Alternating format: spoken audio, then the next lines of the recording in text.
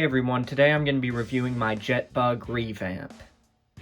I apologize for the bad backdrop. I'm going through a studio change currently. But let's get straight into this review. So he stands just over 12 inches tall at the tip of the jet right there. So he's quite a big MOC. I wanted to show you Surge up next to him. So this is my improved version of Surge 2.0. He's quite a bit shorter than Jetbug. And then here's what an actual 2.0 guy would look like up next to him. So he's almost double a 2.0 hero's height. As I spin Jetbug around, I just wanted to remind everyone, if you haven't already heard, I am doing 2.0 Reimagined right now, or a series where I'm remaking every single 2.0 set in my own style.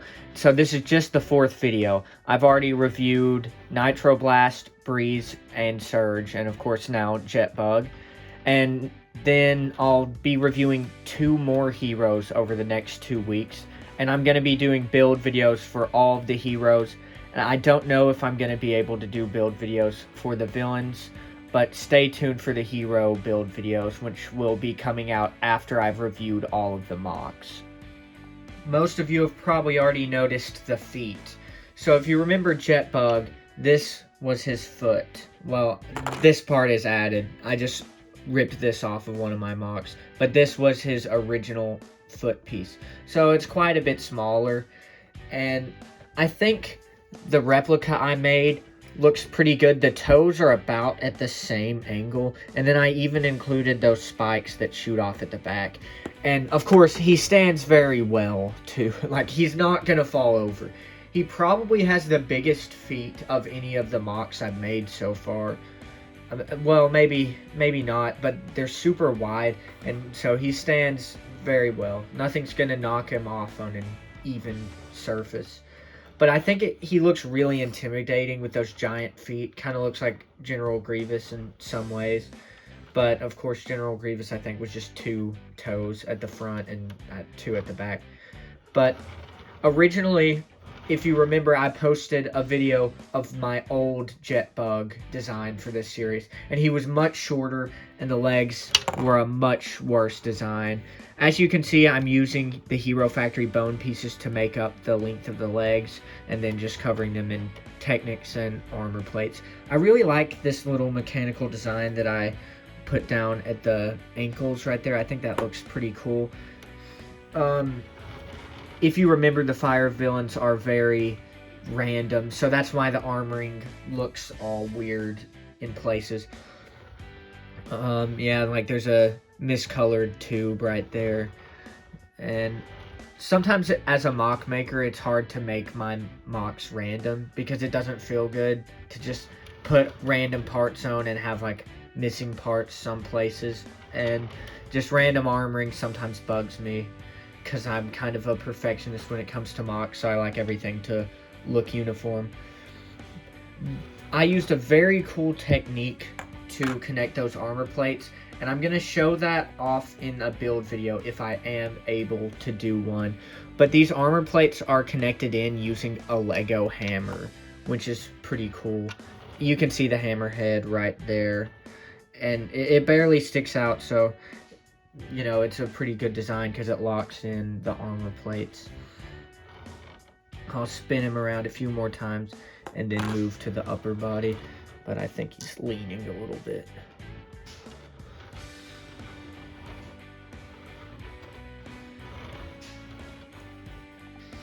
The arm design is pretty simple, but it's pretty effective. I wanted to point out a few things. One, that I connected both of his weapons to his arms. Now, of course, Jetbug did have his spike connected to his arm on the set, but his Meteor Blaster was actually just in his hand. That's how it was connected. But I thought it'd be cool if both of his weapons are connected to his arms, so when he's in flight or something, he doesn't have to worry about carrying his weapons. They're already attached. I kept the Meteor Blaster very simple, just because it was arm mounted and I didn't want it to be too heavy. I used Rakshi, I guess this would be their shin, for his arm connectors, or more like his hand connectors, which I think looks really cool. That piece, if you notice, is in a slightly different shade of gray than the standard Lego gray. I think they call it like the old gray, something like that. But there are so many shades of gray on this MOC. Like you have this light gray, dark gray, then this off gray, and then you have this dark gunmetal gray. So that really helps in making him look mechanical and random. Another thing that's kind of cool is you can flip this weapon, so he could have a sword out or then flip around and have this spearhead. I thought that was a pretty cool detail.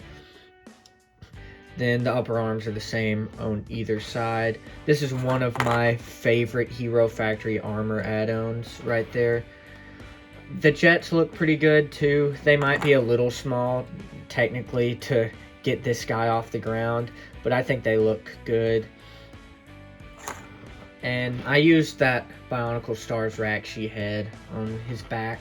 I kept that detail from my last iteration of the Jetbug because it's such a good piece. It's giant and it, you know, it covers a lot of space and it looks good to close up the back design.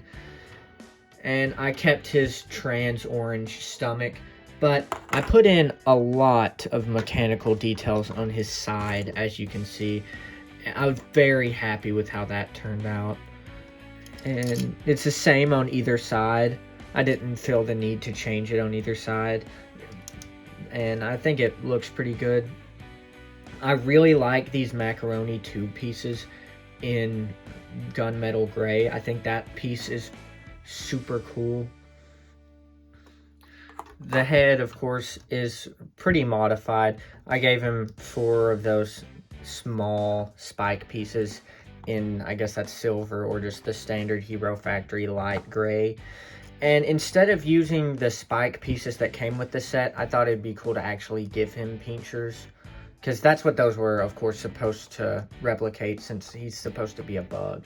So you can lower the jaw like this, or you could actually grab the teeth, and I think you can push those up a little bit and make him look really dumb, or you can pull it down. And then, of course, if you want it to be even more open, you can pull the whole pinchers down, which I think that's pretty cool. I really didn't know what to put here, so I just put that kind of like a chin, because I really needed to use this Lego piece because it is just perfect for the jaw, but I didn't really know what to put there, so I just put that silver stud, and I don't think it looks too out of place, but it does kind of look funny once you see it as a chin.